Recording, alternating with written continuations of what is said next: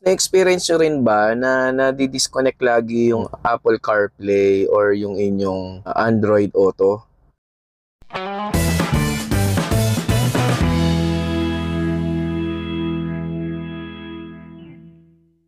So, ito kasi nagiging problema dito, no, sa ating infotainment ng ating Toyota Race. So, kung makikita nyo, ito yung USB ko, guys, and then isasaksak ko dito, no.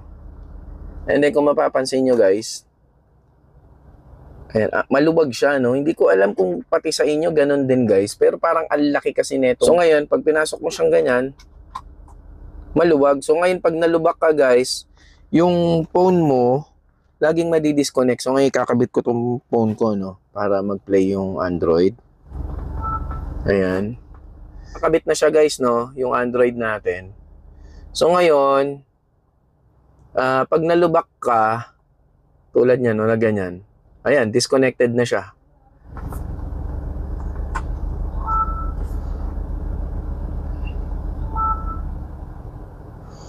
Ayan, so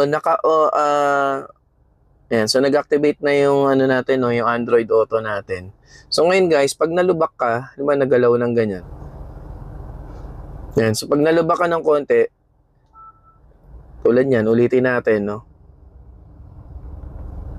Hindi ko alam, guys, kung sa inyo ganito din, yung na-experience nyo, no?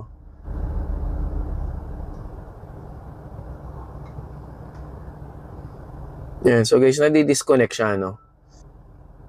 So yung solusyon ko dyan, so make sure lang din na pag ganyan yung pasok niya, no? Pag ganyan. And then ngayon, ang ginagawa ko dito, guys, is lalagyan ko siya ng nilalagyan ko lang siya ng ganito ng cable tie. Yan. Okay, so ganito ko lang siya lalagyan, no, ng cable tie. So ganito yung pasok, guys, no.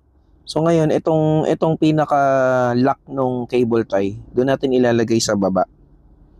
Yan. Okay, so doon siya sa pinaka baba. Pasok lang natin.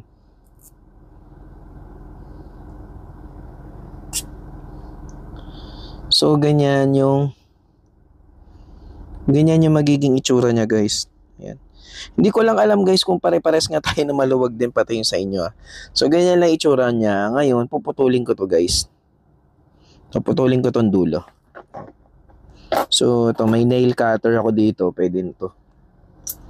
Ayan. So, putulin ko lang yung dulo.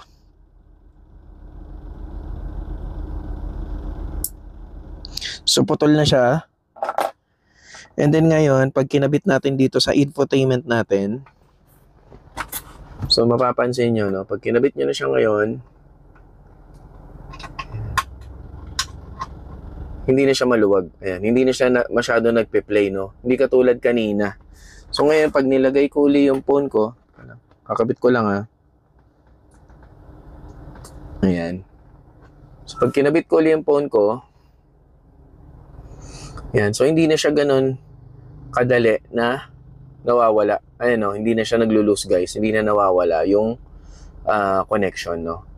So ganun lang yung ginagawa ko, guys. Ito is DIY lang naman, guys. Napakadaling gawin, no. Ayan. Make sure lang na yung ulo nandun sa baba. So yan, sana may natutunan kayo sa ginawa ko ngayon, no, and sana hindi na ma-disconnect uli yung inyong phone sa infotainment. Ang nangyayari lang, guys, minsan talaga, parang pag nawalan yata ng internet or ng data, no, connection, nawawala din siya. So, ikabit nyo lang ulit, tanggalin nyo lang ulit, then ikabit nyo na lang ulit. Okay? So, thank you so much, guys, for watching. Have a good day, drive safe, God bless, and bye-bye!